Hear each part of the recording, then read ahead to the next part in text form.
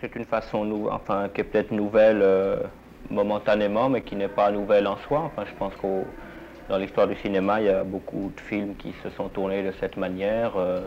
Autrefois, par exemple, en général, c'était des films surtout axés sur le réalisme. Par exemple, Jean Renoir, quand il avait tourné Tony, a tourné tout à fait de cette manière. À l'époque, ça avait été une révolution de tourner entièrement en extérieur, avec le son en direct, ou les films néo-réalistes italiens après la guerre. Enfin, ce que j'ai tâché de faire, enfin, ou ce qu'on pensait avec mes amis, c'est de réagir contre une certaine routine qu'il y avait. Et comme on avait peu de moyens, du reste, c'était le plus facile pour nous. C'est-à-dire que c'est d'abord des conditions financières qui vous ont imposé ce style, ou bien si c'était le style de ce film qui vous plaisait, enfin de le faire comme ça? Eh ben, il nous fallait faire des films bon marché, donc il fallait trouver aussi des sujets qui puissent bénéficier de cette sorte de tournage. Comme le film que je viens de faire, Le Petit Soldat, c'est pas un film qui n'a pas d'intérêt à être tourné avec un gros devis, avec beaucoup de personnes. Au contraire, c'est un film qui a besoin d'être fait en amateur presque. Cette formule semble vous intéresser particulièrement. Est-ce parce que le metteur en scène à ce moment-là est plus libre de faire ce qu'il veut, parce qu'il a une équipe très restreinte?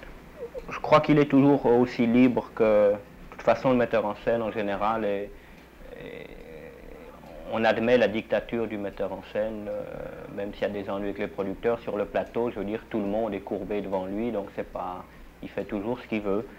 Je pense que c'est une question de caractère. Moi, de même quand je lis le journal, j'aime pas beaucoup que que des personnes, quelqu'un le lit par-dessus mon épaule. Or, faire un film, il y a toujours 3 ou 4 personnes qui sont là et qui regardent ce qu'on fait. Et j'aime pas beaucoup ça. Quand j'écris, j'aime bien être seul à écrire, mais une fois que c'est terminé, je montre, mais tant que c'est pas terminé, j'aime pas que des gens le voient déjà. Or, le cinéma, on est quand même forcé, il y a l'opérateur qui regarde. Alors moi, j'élimine le plus de personnes possible et je tâche de faire le plus vite possible, comme ça, les gens n'ont pas encore le temps les gens n'ont pas le temps de se rendre compte de ce qu'ils voient. Mais comment avez-vous tourné à bout de souffle, par exemple, enfin de façon continue ou bien... Oui, assez normalement, mais enfin assez vite. Enfin, moi, je crois qu'on a tourné. C'est pour ça que j'ai dédié mon film à une petite maison de production américaine. Enfin, comme on tourne des séries B ou comme on tournait autrefois des séries B à Hollywood, c'est-à-dire en 15 jours, 3 semaines. Moi, comme j'avais pas de découpage, finalement, j'ai mis un mois. Mais enfin, si j'avais eu un découpage précis, c'est un film que j'aurais fait en 10 jours ou 11 jours. Le Petit Soldat aussi, comme je savais pas très bien ce que je voulais faire, finalement j'ai mis un mois. Mais est-ce que c'est une technique, enfin cette forme relative d'improvisation, est-ce que c'est une technique qui vous intéresse particulièrement? Non, moi je crois pas, c'est un état d'esprit. Moi j'ai envie maintenant, je crois que j'ai envie de changer, enfin d'apprendre à ce que c'est de tourner en studio et de tourner avec du son direct. Jusqu'à maintenant, je n'ai tourné qu'avec du doublage, ce qui est très différent. Et est-ce que tourner dans la rue a représenté des difficultés considérables? Enfin, est-ce que c'est pas plus Pour moi, difficile? non, pas. Enfin, je pense qu'il y a 2 méthodes, ou bien se cacher complètement, de manière à ce qu'on ne voit pas la caméra, ou bien faire comme les opérateurs d'actualité. Moi, j'ai remarqué qu'aux actualités, enfin, peut-être parce que les plans sont courts, mais les gens, on ne voit jamais dans les actualités de gens, enfin très rarement, qui regardent la caméra.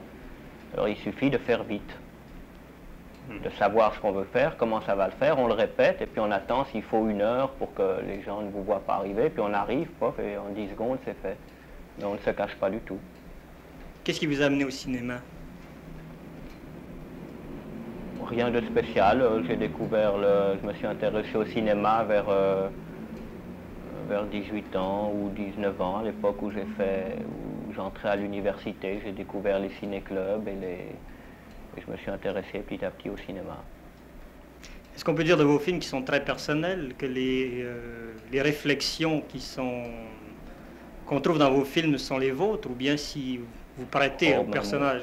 On a l'impression, en regardant à bout de souffle, qu'il y a une certaine partie qui n'est pas nécessairement, disons, autobiographique, mais qu'il y a certaines réflexions ou certaines scènes. Ah oui, certainement. Enfin, moi, je mets dans la bouche de mes personnages mes réflexions à moi, mais je tâche toujours de les faire coïncider avec leurs personnages. Je veux dire, il y a des idées que j'ai qui n'iraient pas avec certains personnages, alors je ne les mets pas avec celui-là, ou je tâche de les mettre dans d'autres personnages. Mais vous travaillez sans scénariste habituellement, vous êtes votre propre scénariste. Oui, le plus possible, enfin si possible. Est-ce que vous vous méfiez des littérateurs?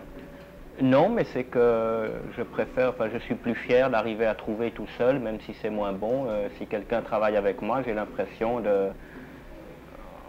Enfin, je serais jaloux de quelqu'un qui travaille avec moi et qui a une idée. Je préfère la trouver tout seul.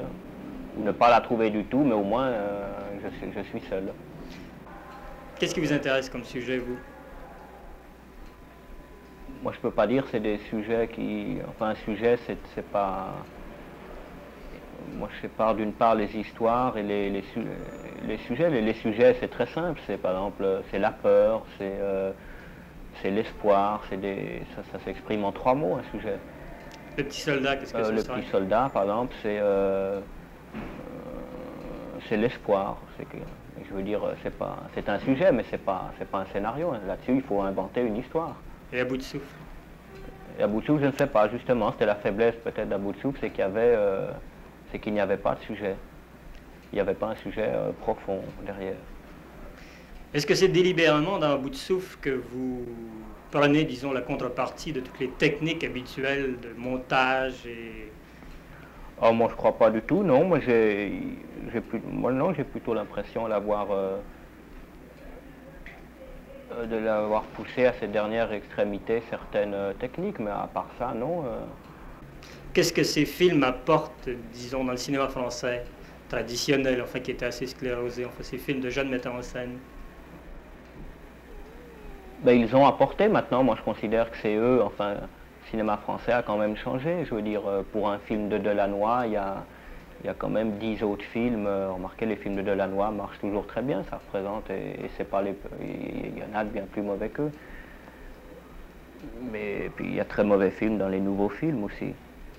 Qu'est-ce qui représente de changer? Je sais pas. Non, c'est que plutôt on ne croyait pas en France qu'on puisse changer les choses, et puis finalement, comme les choses ont changé, on s'aperçoit qu'elles peuvent quand même être changées. Et quel sera votre prochain film? Un film qui s'appelle Une femme est une femme, qui est une comédie. Et le thème sera? Une fille qui veut tout à coup, comme ça, absurdement, qui veut avoir un enfant.